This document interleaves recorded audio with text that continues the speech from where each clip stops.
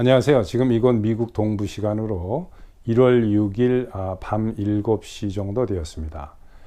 저도 오늘 바빠서 다른 일을 하다가 나중에 시스펜을 통해서 상하원 합동회의가 열리는 것을 오후 늦게 보고 그 마이크 펜스 의장이 선거인단 투표를 실시하다가 그 아리조나 차례가 돼서 11표로 그 조 바이든이 선출됐다. 여기에 이의 있느냐 하고 물어서 그 아마 제 생각에 모 브룩 하원 의원이었던 것 같은데 확실치 않습니다.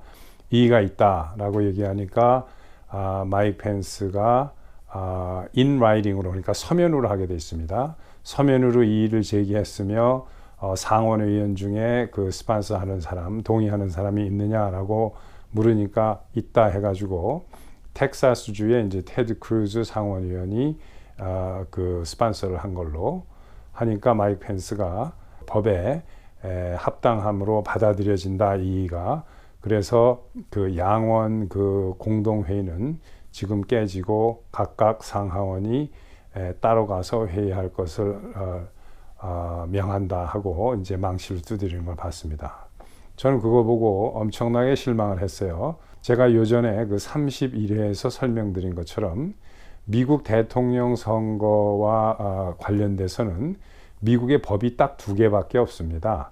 하나는 1804년도에 만들어진 미국 수정헌법 12조, 여기 말로 이제 The 12th Amendment이라고 하는데 이거하고 두 번째로는 이제 1887년도에 제정된 Electoral Count Act라는 게 두 개밖에 없습니다.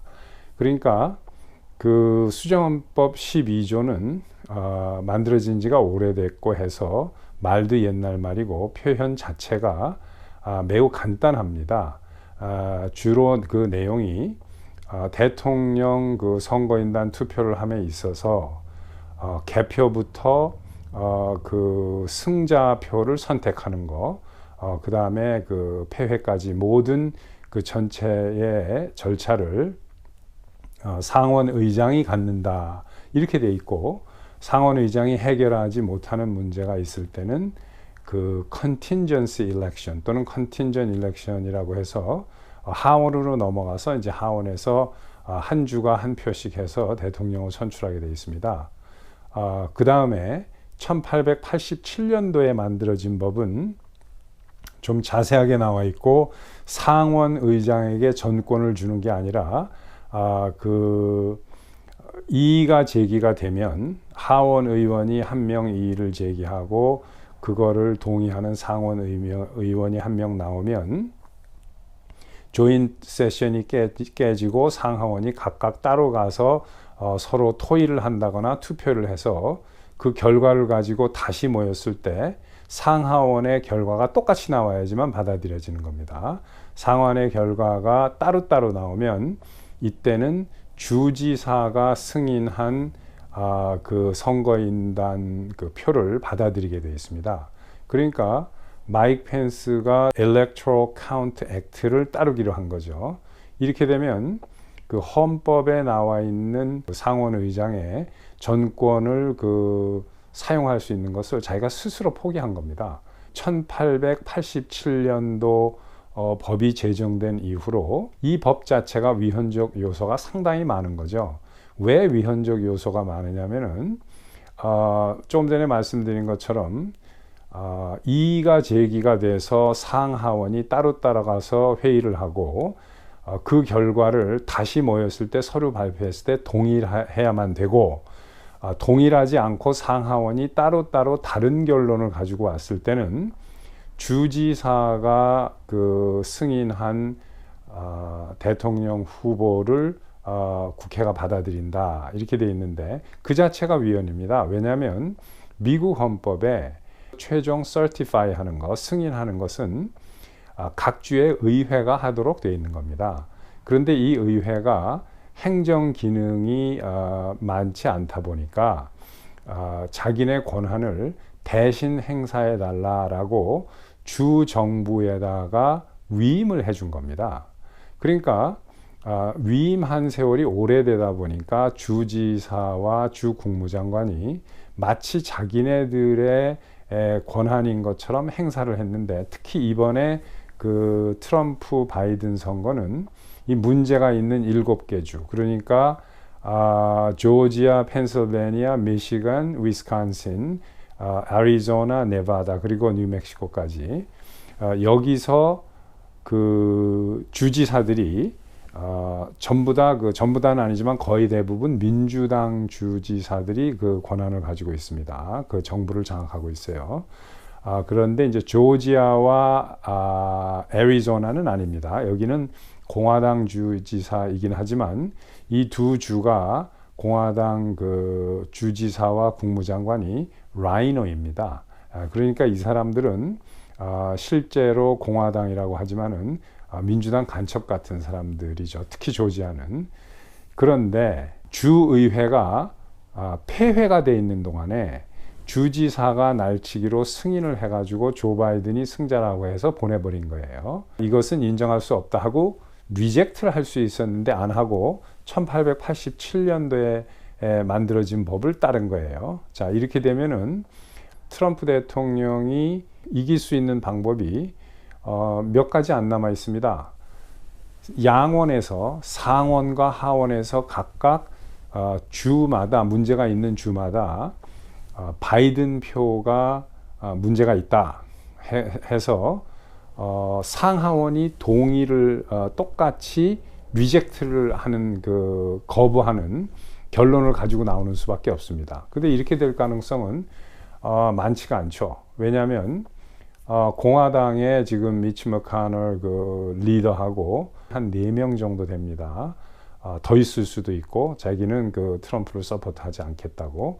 이렇게 되면은 이제 상원에서 다수가 깨지기 때문에 상하원이 같은 결론이 나올 수가 없습니다. 그리고 민주당은 하원 투표도 다수결로 한다라고 주장을 하고 있어요. 이것도 틀린 얘기입니다. 왜냐하면 그 하원에서 투표를 할 때는 하원 투표는 무조건 주에 한 표로 하게 되어 있습니다. 하원이 어떤 방식으로 투표를 해야 한다라고 정해 있는 것은 수정헌법 12조밖에 없습니다. 그러니까 이걸 따라야 되는데 지금 그 민주당에서는 그러지 않고 다수결로 하겠다라고 하는데 이건 위헌이죠.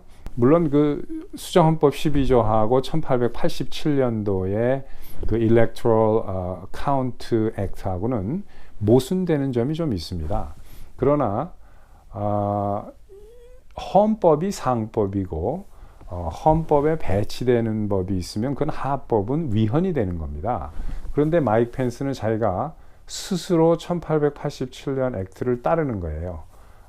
그래서 이렇게 되면은 트럼프 대통령이 믿을 수 있는 게 이제 몇 개 안 남았습니다. 그건 뭐냐면 지금 테드 크루즈 텍사스주 상원의원이 11명의 그 다른 공화당 상원의원과 함께 연대를 해가지고 1876년도에 있었던 제가 여러 번 말씀을 드렸는데 그 헤이즈 대통령과 틸든 부통령이 서로 승자라고 그 주장을 해서 나중에 해결한 방법이 있습니다. 이것은 그 남부 3개 주에서 두 후보가 서로 승자라고 듀얼링 일렉터즈를 올려보냈기 때문에 이것을 중재를 했어요. 그 당시 어떻게 중재를 했냐면 그 상원에서 대표의원 5명과 하원의 대표의원 5명, 그 다음에 미국 연방대법원에서 대법관 중에 5명을 선출을 해서 15명이 10일 동안 남부 3개 주에 부정선거라든가 문제가 있었던 점을 샅샅이 조사를 했습니다. 그래서 그 결과를 나중에 보고했을 때 민주당의 틸든 후보가 승복을 했어요.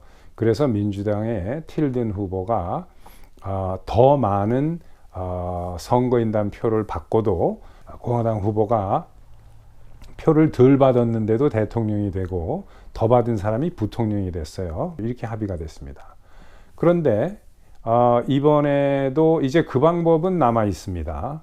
지금 테드 크루즈가 요구를 했고 그게 받아들여지기도 전에 아마 한 2시 반, 3시쯤에 그 바깥에서 시위를 하던 민중들이 의사당 안에 침입을 한 것 같아요.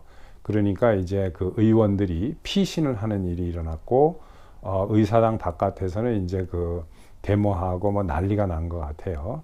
그래서 아직 그 확인된 소식은 아닌데, 뭐 그 경찰이 뭐 총을 쐈고 나이가 뭐 60대 되는 여자가 맞아서 뭐 사망을 했다, 뭐 이런 얘기도 있는데 확실치는 않습니다. 제가 지금 그 확인된 사실이 아니기 때문에. 그런데 이렇게 혼란스러운 일이 지금 막 벌어지고 있습니다. 그러니까 시민들이 이제 봉기를 하는 거예요. 조금 전에 오면서 뉴스를 보니까 그 6시 통행 금지를 워싱턴 DC에서 실시를 했고, 조 바이든 후보는 나와서 그 아주 뭐 뻔뻔스럽게 이야기를 했습니다.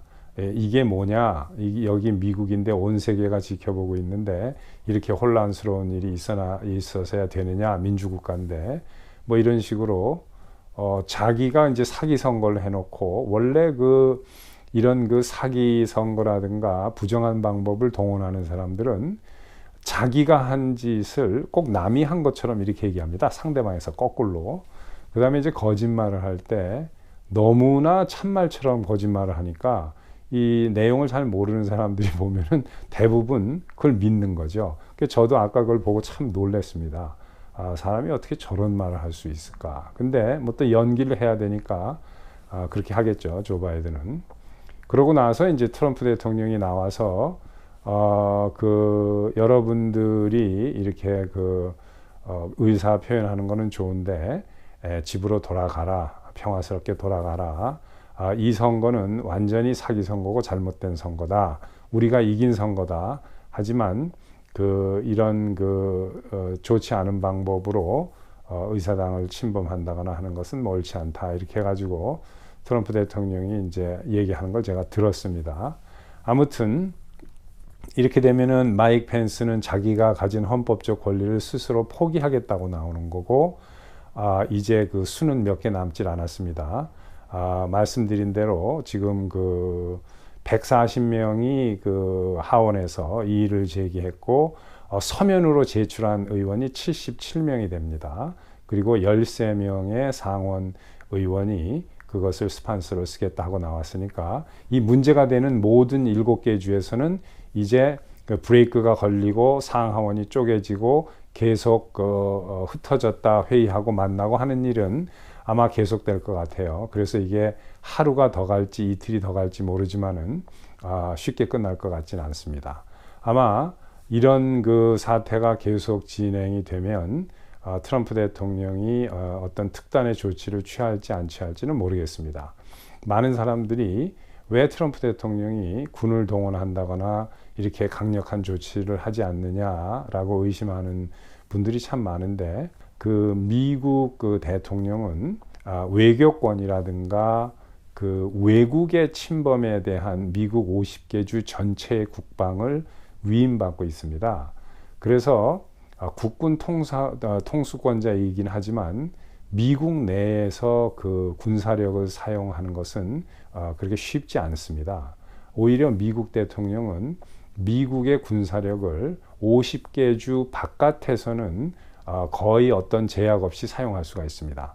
그런데 50개 주 이 미국 국내에서 사용하려면 보통 특수한 경우가 아니고는 힘듭니다. 물론 20세기의 Insurrection Act를 이용해서 많은 대통령들이 미국 내에 군을 동원한 적은 여러 번 있습니다. 하지만 그때는 이제 소요 사태라든가 불안한 사태가, 폭동이나 이런 게 규모가 컸고 지속됐고 했기 때문에 대통령이 군을 동원할 수 있는 정당한 사유가 됐었기 때문에 그런 겁니다. 근데 지금 같은 경우에는 대통령이 군을 동원하기는 쉽지는 않습니다. 이미 동원령이 내려져서 워싱턴 바깥에는 메릴랜드인지 버지니아인지 주 방위군이 바깥에 지금 배치가 되어 있긴 합니다. 그러나 미군을 쓴다는 것은 그렇게 현실적으로 쉽지 않습니다. 각 주에도 그 주군이 있기 때문에 소요가 일어났을 때는 그 주의 방위군을 쓰는 게 맞습니다. 약 15%에서 20% 정도 되는 공화당 의원들이 조지 부시 쪽의 트래디셔널 그 공화당원들입니다. 그 중에서는 이제 글로벌리스트도 있고 글로벌리스트가 아닌 사람도 있는데 아무튼 그 트래디셔널 리퍼블리칸이기 때문에 트럼프 같이 그 파퓰리스틱한 리퍼블리칸이 대통령이 되는 것을 별로 달갑게 생각하지 않죠. 그래서 아마 앞으로 2, 3일 후면 조금 더 윤곽이 잡힐 텐데 이 10일 동안 테드 크루즈가 그 제시한 커미션이 생길런지 그 위원회가 안 생길는지 그건 모르겠습니다. 하지만 이렇게 되면 이제 그 미디어가 사람이 다치고 의회 바깥에서 이렇게 되면 미디어가 여태까지는 그 아무것도 보도를 안 했는데 이제는 보도를 안 하고 계속 눈과 귀를 가릴 수는 없겠죠. 그래서 진실이 많은 그 미국 국민한테 알려져서 어떤 특단의 조치가 내려지든가 아니면은 최소한 확실한 증거나 이 모든 것들을 국민들 앞에 내놓고 국민들이 판단할 수 있는 이런 기회가 와야 될 것으로 봅니다. 아무튼 앞으로 2, 3일이 지나면서 뭔가 윤곽이 나타날 텐데 그 강력하게 정의가 승리할 것을 믿고 한번 지켜보겠습니다. 같이 지켜보시죠. 감사합니다.